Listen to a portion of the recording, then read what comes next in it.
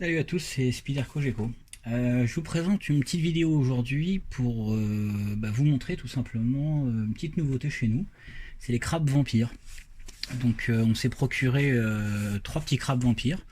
Donc c'est ce qu'on appelle Géo, enfin c'est le début du nom latin. Le nom latin complet vous le trouverez dans le titre de la vidéo et puis j'ai pas envie de l'écorcher. Très simplement des petits crabes vampires. Pourquoi? Parce qu'on avait envie de changer un petit peu des dendrobates habituels et donc du coup on s'est procuré donc des petits crabes vampires. Alors aujourd'hui je vais utiliser des gants. C'est pas pour rien, c'est tout simplement parce que je vais toucher potentiellement des animaux qui sont nouvellement arrivés dans l'élevage. Et donc le but, c'est absolument pas de contaminer les autres terrariums. Donc pendant 40 jours, quand je vais toucher ce terrarium-là, je vais systématiquement utiliser des gants. Alors c'est un peu chiant parce qu'il faut acheter beaucoup de gants, mais ça assure aussi de ne pas contaminer les autres environnements que j'ai en dessous, sur le côté et au-dessus. Et donc du coup, les terrariums étant les uns à côté des autres, je ne veux pas passer des germes d'un terrarium, donc du terrarium qui va accueillir les géos, donc les crabes vampires, à un autre terrarium qui contient des dendros, etc. etc. Donc du coup, c'est une sorte de micro-quarantaine. La vraie quarantaine, normalement, nécessiterait que je les mette dans une autre pièce. Malheureusement, j'ai pas d'autres pièces. Donc on fait un peu comme on peut avec ce qu'on a et voilà. Donc l'idée aujourd'hui, tout simplement, c'est de faire de l'unboxing. Alors là, j'ai reçu le carton. Je suis loin d'être un expert au niveau des crabes vampires, donc je découvre ça un petit peu avec vous et puis c'est rigolo. Donc là, j'ai reçu un carton qui m'a été livré de chez Aquarius, qui est un magasin. Je vous mettrai le titre, l'adresse du magasin dans la description en dessous.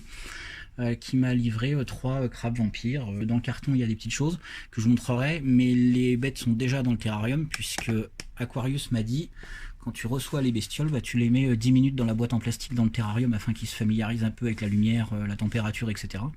Donc c'est ce que j'ai fait, parce que c'est la première chose que j'ai fait quand j'ai ouvert le carton. Mais le carton, je l'ai gardé. Pourquoi? Parce qu'en fait, déjà pour vous montrer un petit peu l'emballage qu'il utilise, je trouvais ça bien. Et surtout pour vous parler de ça. Alors ça, c'est un truc qui n'était pas du tout prévu dans la commande. Mais visiblement, il m'a mis de la bouffe avec. Donc tout simplement, ça, je trouve ça super. C'est-à-dire que moi, je commence le crabe vampire. Je suis loin d'être un expert, très loin. Mais le bonhomme, donc du coup, assure une bonne quantité de repas. Parce que quand je vois la taille de la bouffe et quand je vois les bestioles, je me dis que ça doit bien manger, mais bon quand même, quoi. Donc ça vous permet d'avoir un peu de temps. Et hop là, le reste après c'est du carton, c'est-à-dire je vais pas vous faire le détail, mais du papier journal, du papier bulle, c'est bien emballé. Les bestioles sont emballées chacune dans une boîte.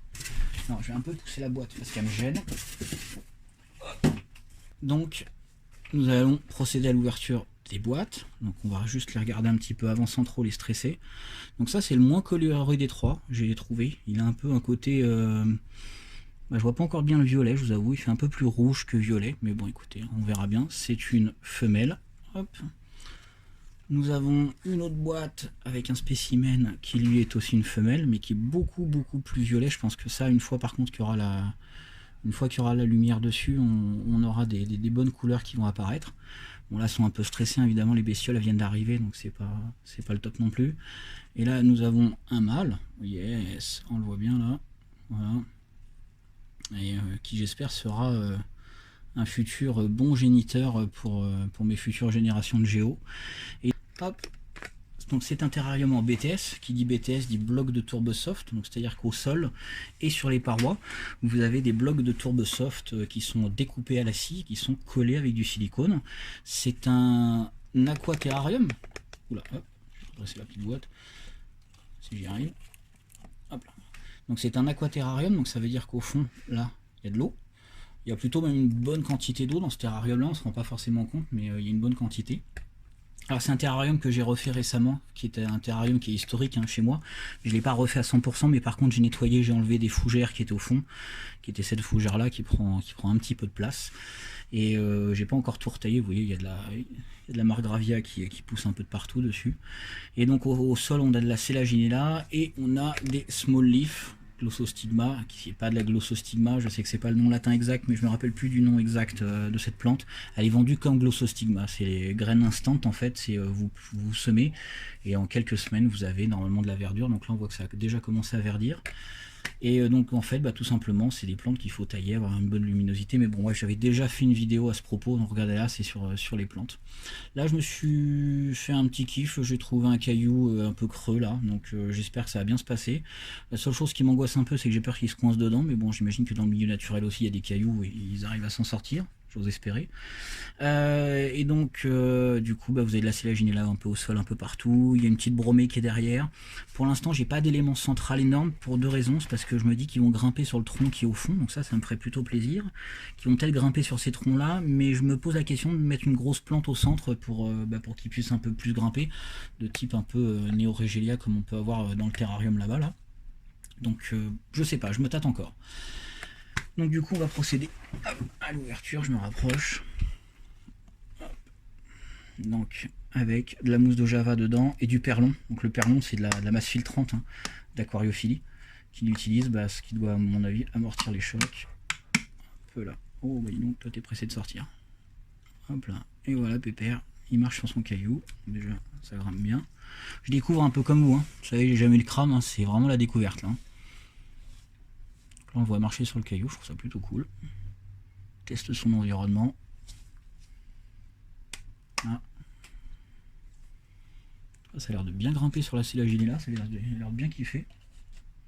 Ça c'est cool ça. On va toper le deuxième. Hop.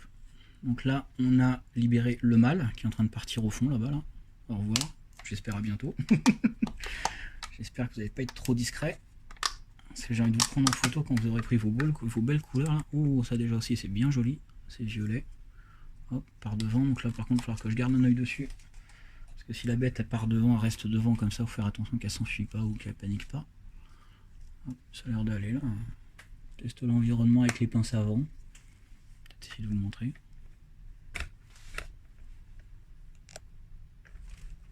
Oh, elle est juste devant là. Elle est juste là. Bon. Ça a l'air de se faire calmement, donc on va rester tranquille. Par contre, je vais devoir relâcher l'autre, donc du coup un peu à l'opposé, pour éviter qu'elle lui tombe dessus ou je ne sais quoi. Hop. Donc là, elle est dedans là, on la voit bien.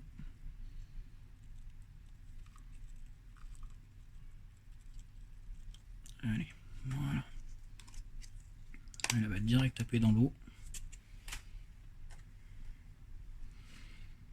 Oh ça a l'air bien sympa ça. Bon écoutez voilà, première implantation des géos dans leur terrarium. Donc on va voir ce que ça donne. J'espère que ça va être productif, j'espère qu'ils vont s'y plaire, qu'ils vont faire plein de belles repros, qu'ils vont avoir de belles couleurs. En tout cas ça laisse augurer de bons trucs.